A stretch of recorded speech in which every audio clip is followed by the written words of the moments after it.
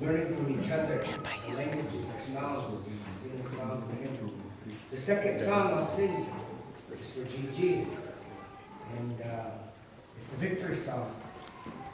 Some years back, you guys might remember Eloise Cabell.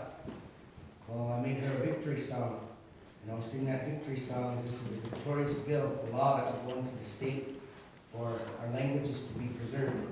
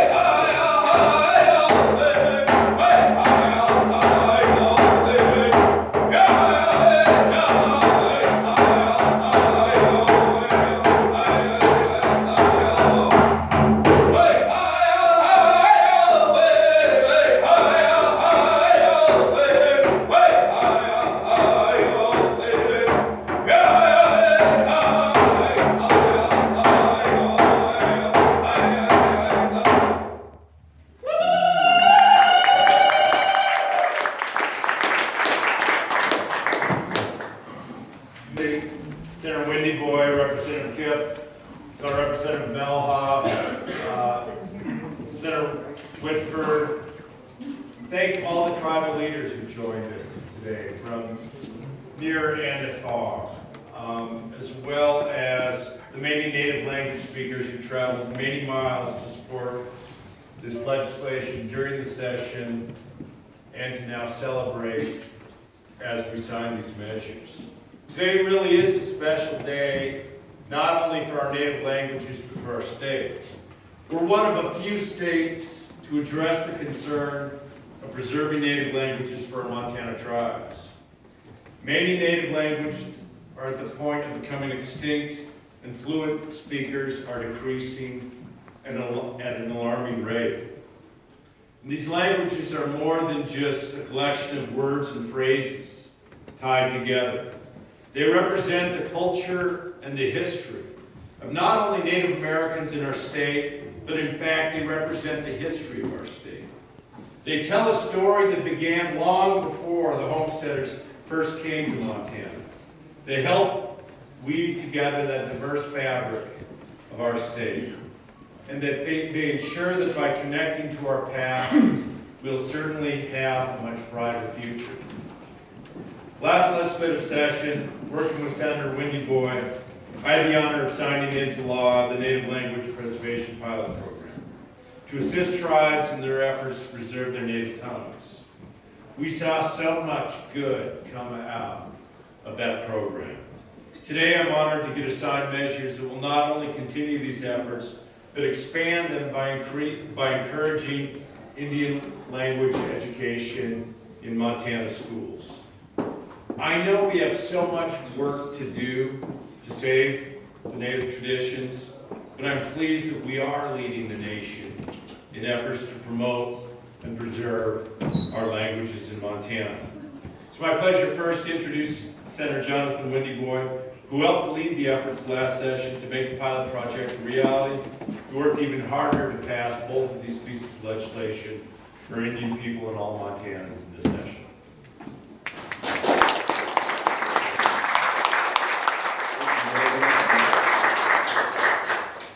Appropriate, to on a historic day for us. The song that my little friend had spoken, had sang, was a song that was saying to my uncle who was out doing his chores, and there was a white eagle that was flying above him, and he sang that song. And so with that, you know, that the eagle we know is in all of our cultures are held in high regard. And so with that, on behalf of what's this historic occasion, I want to present this to the governor of the state of Montana on behalf of us and so that he will clear that path for us from here.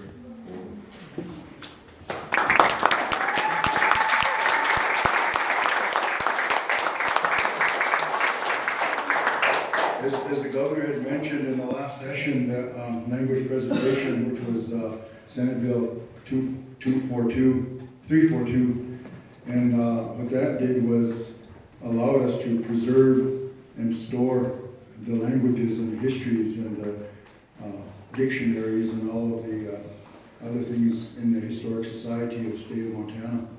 And when we pursued that bill, at that time we wanted to take measures and take a couple steps back and preserve what little we have. And I say to preserve what little we have is giving my tribe, for example, we have 7,000 enrolled members, 4,000 residents, and 162 fluent speakers. And that's pretty synonymous with the rest of Indian country. And if we didn't preserve, and if we don't perpetuate what we have before us, we will see the extinction of languages in our generation. And a lot of skeptics in the last session from that bill thought that we were going to squander the $2 million that we appropriated as a state general fund. But I have a report here that I'm very proud of to hear, and this is only one success that came out of it, and I would like to recognize the Fort Peck tribe. We have Vice Chair Gorno, Chairman Azure. Also would like to recognize Vice Chairman Woodford from Chippewa Cree Tribe. But I know the Fort Peck was unique in their own way. They put together a documentary, and they received an award at the annual film festival in Tolson in January. And a couple weeks ago, they were invited to a Dakota Language Bowl in Minnesota. And out of 20 teams, they took 4th place. And if they would have won by points, Fort Peck would have taken 1st place. So that is something that we should be proud and showcase. So that's awesome.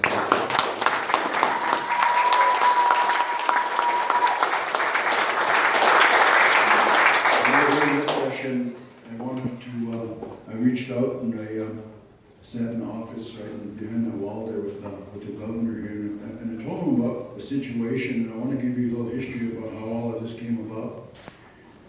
2 years ago, in 2012, there was a principal in my district that showed me 23 applicants of expulsion, letters of expulsion for students. And that was the last.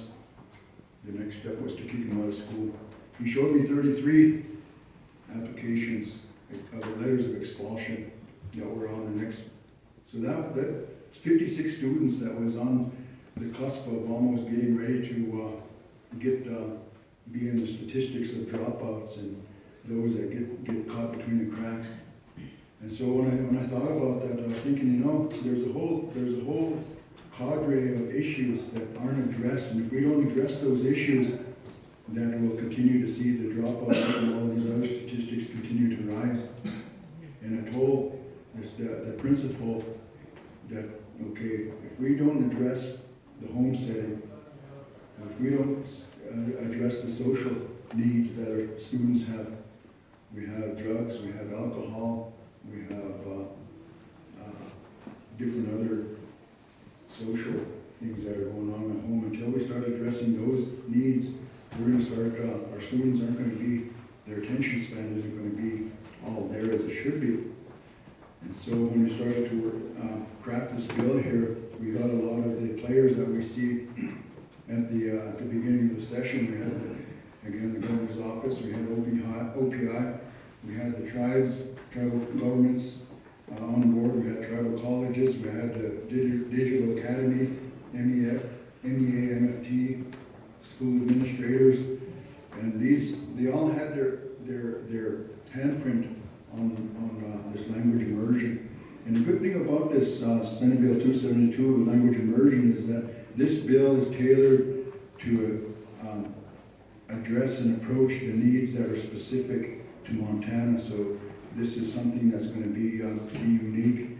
And the good thing about this is that when the percentages of graduation rate that we've been hearing 75% graduation. When I was in the session, I was proud of those 75% that graduated, but what I wanted to see was the 25%. And after I received a list of the 25% on the list, sure enough, all the schools on reservations and border towns with reservations were on that list. And so I think that, and statistics prove that when a student is bilingual or is proficient in 2 languages, that the success rate.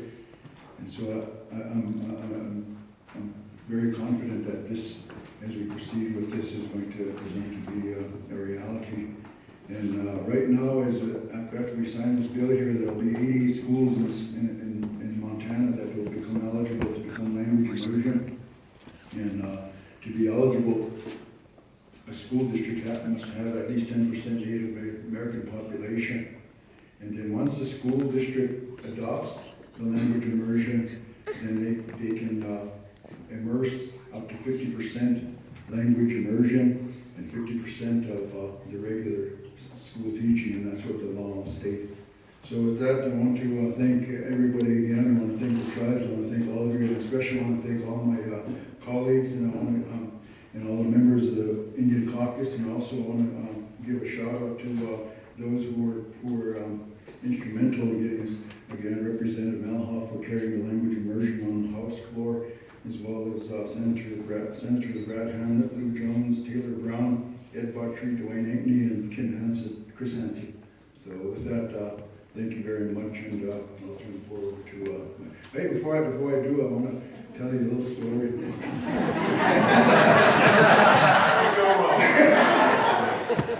I was walking down the hall, and pretty soon there's one lobbyist, little short, blonde-haired lady, was real hollering, and said, "Representative Kit, Representative Kit." And I was ignoring her finally about 10 times. I stopped and I looked around, and boy, her face just turned red. "Oh, I'm sorry." I said, no problem, no problem." I said, "I know we all look alike."